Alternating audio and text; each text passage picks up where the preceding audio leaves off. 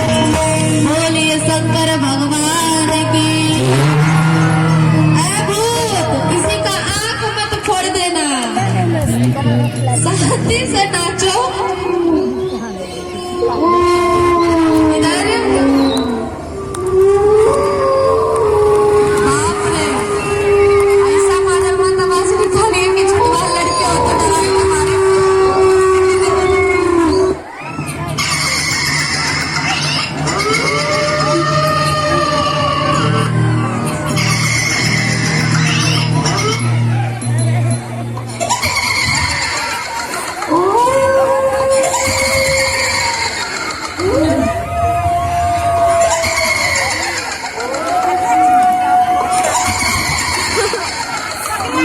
अरे भैया भूतवा ज्यादा बोल देगा तो यहाँ छुटवा लड़के होंगे तो डरा के चले जाएंगे घरे।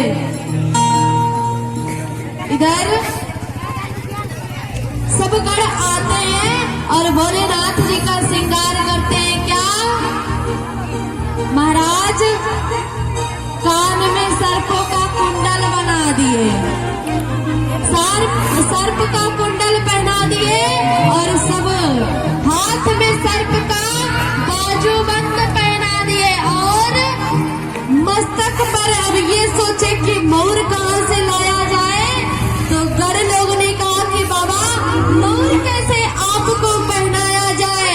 तो बाबा ने कहा कि मोर क्या होता है। तो गढ़ों ने कहा कि बाबा संसार के दुल्हा अपने मस्तक पर मोर को विराजमान करते हैं। तो बाबा ने कहा कि जो संसार के लोग अपने मस्तक पर विराजमान करते हैं उसको मैं विराजमान नहीं करूंगा और मैं जिसको विराजमान कर लूंगा उसको कभी उतारने वाला नहीं। अब इधर गढ़ आते हैं और जाते हैं सर्प का जहाँ भंडार होता है। कहते हैं जो पतले पतले सांप है वो इधर आओ। सब पतले पतले सांप को लाए और महाराज पुछिया को लटका दिए और मुड़वा को ऐसे बांध दिए। तो वो भगवान का मोर का काम हो गया। और ये हुआ कि जनेऊ कहाँ से लाया जाए। तो बासुकी नाथ सांप एक होता है उसको लाते हैं और शंकर जी को जनेऊ पहना देते हैं। और ये हुआ कि सब तो तैयार हो गया लेकिन बाबा को वस्त्र कहाँ से लाया जाए। बाबा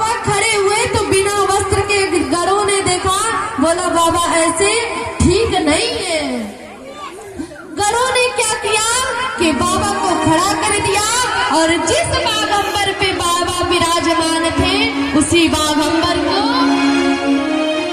लपेट देते हैं और एक पतला सांप को लाते हैं, पतला सांप को कमर में बांध देते हैं और कहते हैं कि हम हिले तो हिले मगर तुम मत हिलना, और अगर तुम हिल गए तो बाबा का इज्जत सत्यानाश है।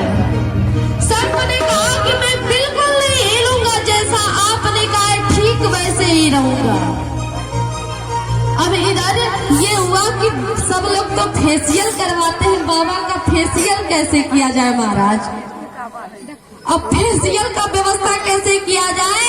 बाबा को भस्म पसंद है, एक गढ़ दो गढ़ जाते हैं शमशान में और ताजी भस्म को लाते हैं और पूरे शरीर में, भजन में गाए हैं ना कि तन में विभूति भस्म लपेटा जाता है, तो पूरे भस्म को थोप देते हैं बाबा के शरीर में और थोपने के बाद बाबा के स्वरूप को देखते हैं।